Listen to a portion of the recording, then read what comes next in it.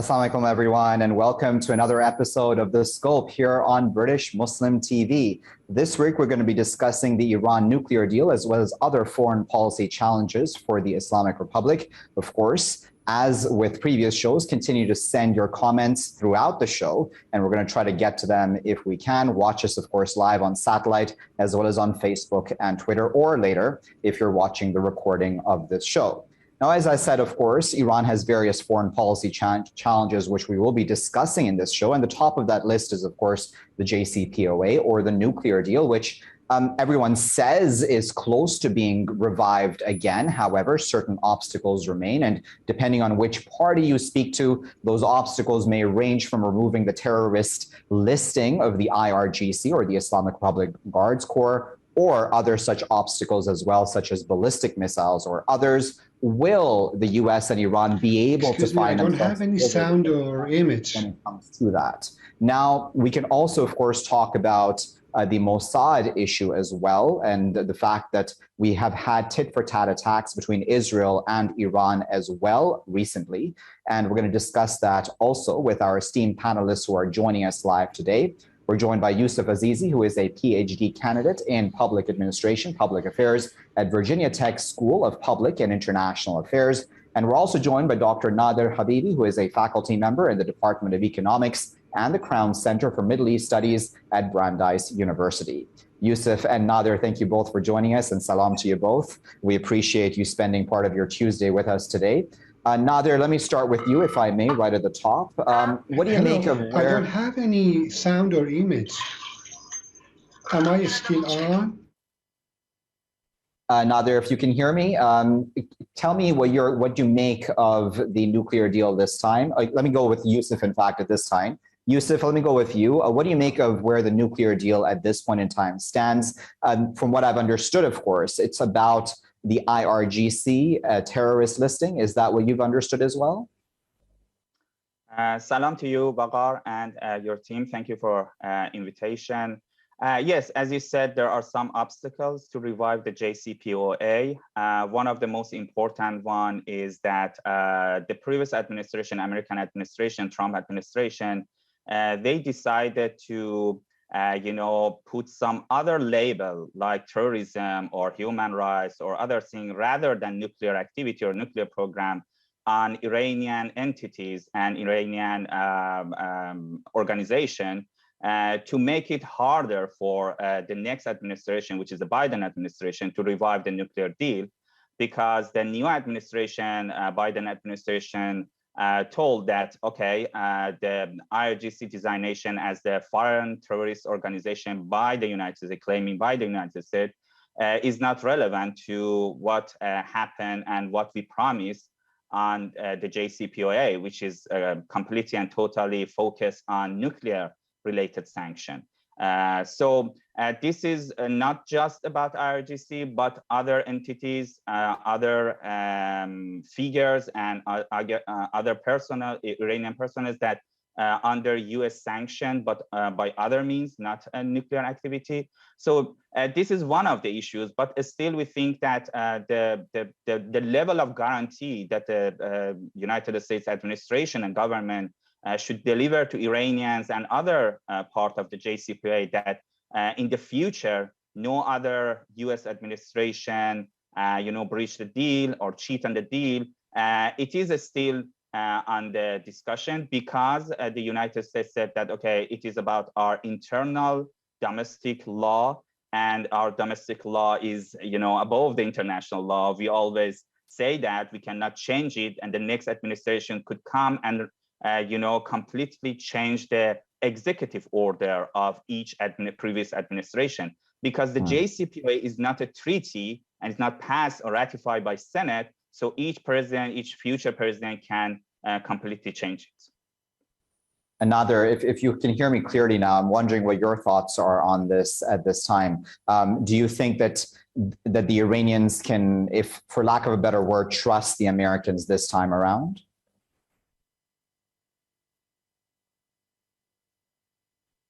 Should matter, because basically no. And the reason for this, I think, as Mr. Azizi just explained, is that we cannot the U.S.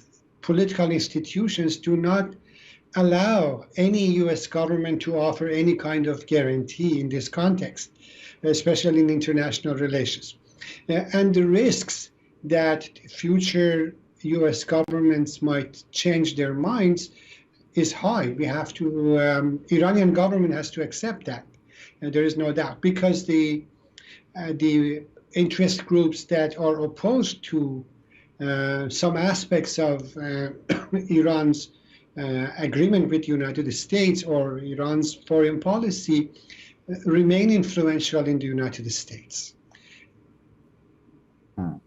Yousof, there's obviously a lot of U.S. allies within the Middle East region who are very nervous about a resurgent Iran, right? And they've always been nervous about Iranian influence anyways.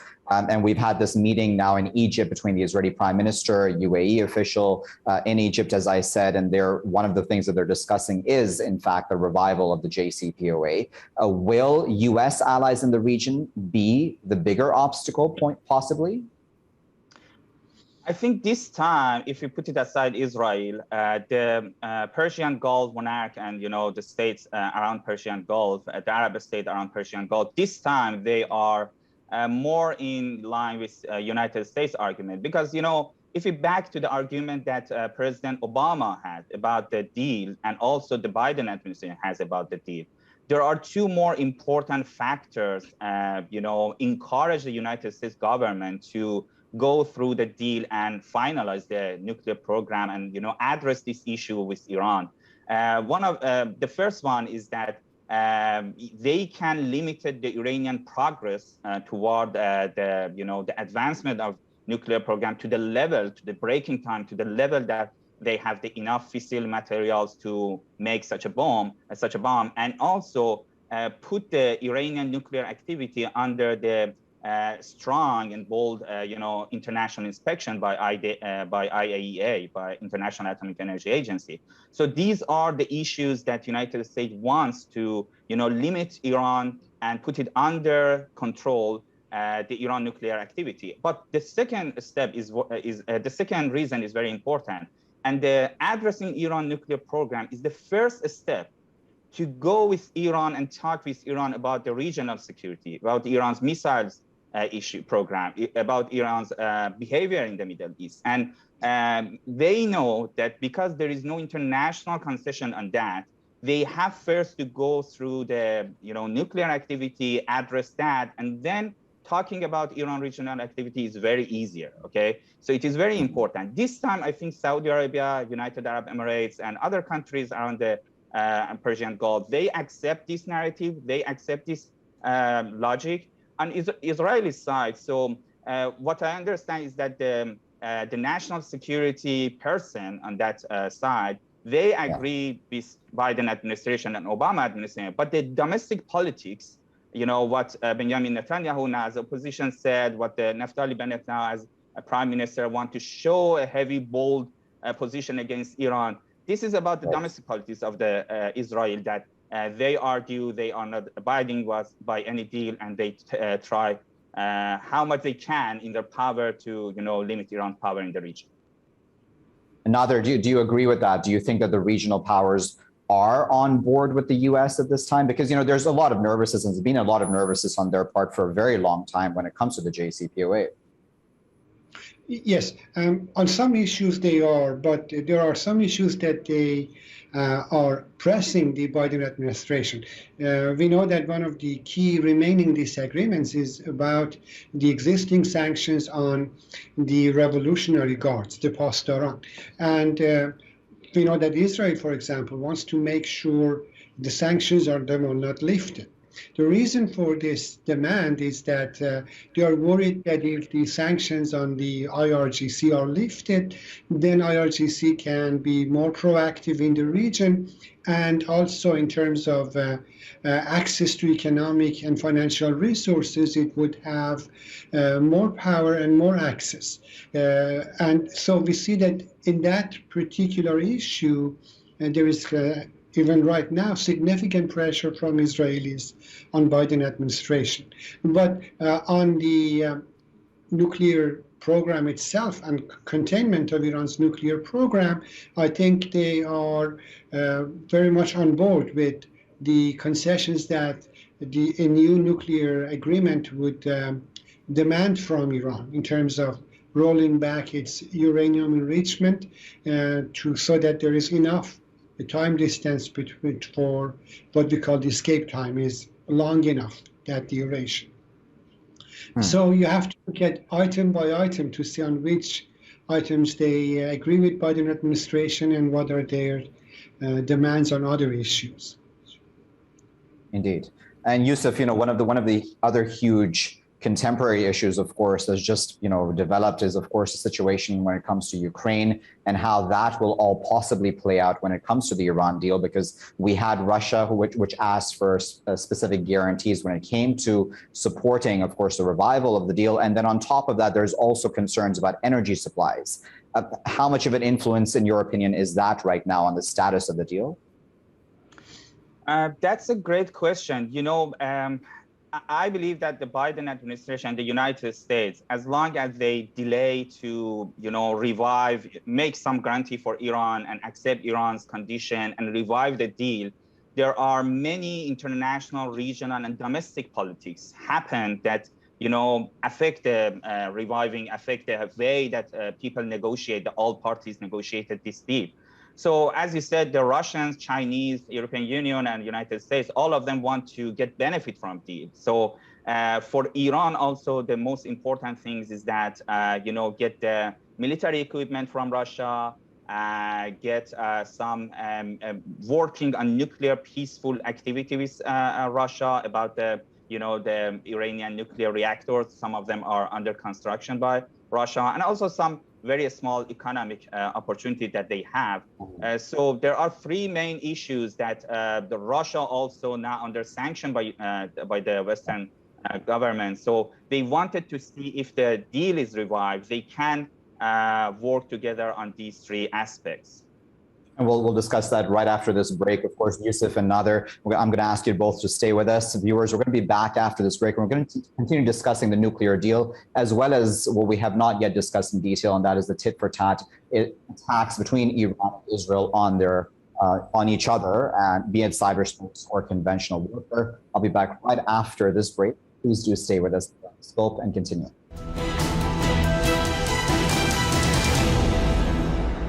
Welcome back, everyone, to The Scope here on BMTV. We're continuing to discuss the Iran nuclear deal as well as other foreign policy challenges for the Islamic Republic. Now, before we went to break, Nader, Yousof was discussing how the situation in Ukraine possibly could be affecting, if at all, the nuclear deal and how that may play out. What are your thoughts about that? Because, there was a time when it seemed like there may be a bit of a rift between the Russians and the Iranians, and even the Iranians had asked for clarification from the Russians about what kind of guarantees they were seeking under the JCPOA. What are your thoughts about that, about energy supplies, et cetera? Yes, I think those guarantees to some extent have been met, because the United States has said that the sanctions against Russia will exclude any interactions with Iran. So on that aspect of it, I think it could be resolved. What remains is how the conflict in Ukraine affects the role that Russia is willing to play from now on moving forward in terms of how it behaves in the negotiations and how proactively Russia might try to resolve any remaining conflicts. Another factor to keep in mind is that the any reduction in oil and natural gas exports of Russia would affect the global markets. And there is a tendency by the United States and the Europeans to sort of feel an urgency for reaching an agreement so that Iranian output of both oil and natural gas can increase and compensate for any shortage in Russian production. So that might create an incentive for more compromise from the Western side in these negotiations. As far as Iran is concerned, I think Iran is still very committed to the Iranian regime, the relationship that it has developed with Russia, and will try to preserve that as much as possible while trying to complete these negotiations. Yeah.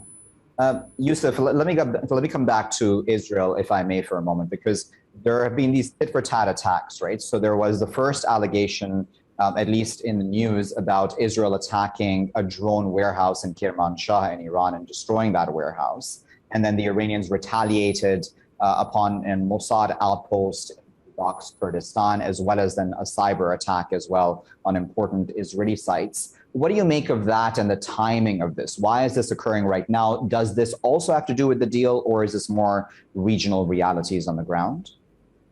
Yeah, I don't believe that there is a direct connection between the negotiation that happened on Iranian issues, Iranian nuclear issues, and the regional hegemony or regional conflict between Israel and Iran. So this is the last sign, I believe, this is the last sign of ever-growing tension, and by tension I mean military confrontation between Israel and Iran since the Arab Spring, because since Arab Spring, Iran has more influence and sent military personnel to Syria in the back door of Israel's, and also Israel's try to have more, relationship and also some apparent relationship with some Gulf countries, Persian Gulf countries like UAE and Bahrain. Also is more active on Republic of Azerbaijan, northern part of Iran, and also in the Kurdistan of Iraq Kurdistan regional government, because it is not about all Kurds in Iraq, but it is about the Barzanis family. They have a long history, more than 5 decades of a strong relation between Israelis and these Barzanis family. So this time, because the Iranian claim that there are some attacks by drones to the Kermanshah base for IRGC, it is in western part of Iran. So this time, Iran's retaliate military with the ballistic missiles from Tabriz. From Iranian soil, they targeted the building that they claimed it's about related to Israel. So I mean, this is not the last one. It should be growing, as I understand. It should be growing in the next years, the confrontation between these two countries.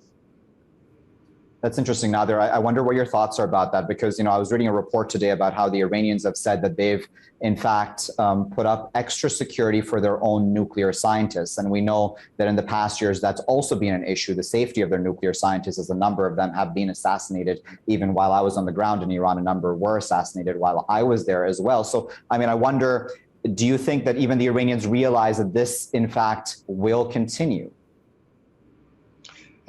I think they expect it to continue, but we should realize that this has not been a tit-for-tat reciprocal relationship. Israelis have been hitting Iranian targets in Syria. They have been carrying out targeted assassination and sabotage attacks against Iranian nuclear assets for a long time. And Iran has not been able to match those attacks. Maybe occasionally, very rare occasions, responding in a limited way, for a good reason, because Iran is worried about escalating these tensions into a full-scale war with Israel. They realize that in a full-scale confrontation, they do not have any advantage against Israel. But I think now with the latest attack, which was the first time that Israel openly had carried out an attack from outside Iran's borders against a military asset, and Iran sort of had to acknowledge that. I think we are reaching a new level of hostility where in the future tit-for-tats might be possible, meaning that Iran is willing to respond. Now, the position of Russia is important in this relationship, because in the past it has been Russia that sort of tolerated Israeli attacks on Iranian targets in Syria. And so I wonder if perhaps given the new tensions in Ukraine and Iran's relations with Russia, perhaps Iran believes that it can count more on Russian support or Russian prevention of Israeli attacks, which sort of has given Iranians more confidence to resort to these responses that we are observing. But of course, there is always a risk of escalation that cannot be predicted when moving forward. Another factor to keep in mind is that sometimes heading towards the negotiations, Israelis might try to provoke tensions by carrying out one of these targeted attacks, sort of to create tensions that might prevent a successful deal. That's a good point, isn't it, Yousof? Because this does sometimes, and the Iranians have said this as well, I believe, that a lot of these are provocation. Do you think that possibly the Iranians might sometimes go too far in their responses, considering they are very likely angering the Iraqis as well, right? Because a lot of this is unfortunately playing out on Iraqi territory. It might be right, but as I said previously, I don't see any connection between Iran's position in the negotiation with the international powers and Iran seeking regional hegemony, because the level of accuracy and precision of Iranian missile technology is very important to Iran's strategy for regional stability and security. And, it is changing the game in the Middle East, and it is a game changer in the Middle East. So if you can see, sometimes Iranians try to deliver such a very precise technology to Syria and to Lebanon, and sometimes with Iraqi militias group that related to Iran, and sometimes they try to attack within their soils. So to show that, they are not banned in this, transition in the global international order, that every countries do not respect the other border. So Iran is not limited to its border. Iran is still a country that can, secure its interests out of its border. So it is very complicated. The regional security is very complicated, and every country is like Turkey, Iran, Israel, and Qatar, or other countries try to show their hands and show their power, because they thought that United States sooner or later leave the Middle East to pivoting to China. So they wanted to get them more benefit when the previous order designed by United States not happen anymore in the Middle East. Nader, I'm glad Yousof brought up that point about the U.S. walking away from the region, right? Because that's been something that's been said a number of times of recent. And I mean, I would think that pleases Tehran to a certain extent, because the Iranians have said they want the region left on its own and they want to deal with the regional issues within the region. Do you think that is possible? Can the region, in fact, resolve its own issues, especially when it comes to, of course, Iran? So we've had talks between the Saudis and the Iranians behind the scenes, even though those have now been paused recently. And possibly the UAE, I was just reading recently, is looking for more talks with the Iranians as well. Is this all positive in that sense? First, I have to say that my knowledge of international relations is rather limited. I tend to study the region more from economics and economist point of view. Sure. In my opinion, the United States might not completely leave the region and play a hands-off policy for two reasons. First of all, it is committed to Israel and security of Israel, and also it is committed to the security of the small oil exporting countries in Persian Gulf as part of its broader strategy of new Cold War with China, because China is very dependent on oil from Persian Gulf. It's still dependent on Persian Gulf. So in the context of these new rising tensions with China, it is likely that the United States will still try to maintain some presence in the region, maybe at a lower scale. Now, negotiations between Iran and its regional rivals, especially Saudi Arabia, they have been there have been on and off for more than 4 decades. It's not the Okay, first Nader, time. I do apologize. I'm going to have to cut you off. I do apologize. Unfortunately, live TV, unfortunately, time is getting the best of us. But I really wanted to appreciate and thank you both, Nader, and your time out this busy Tuesday, I'm sure, for both of them. Viewers, thank you for watching as well. The Scope here on TV. We're going to be back next week discussing another hot topic of international affairs here in the Scope. Stay tuned next week, Tuesday at the same time.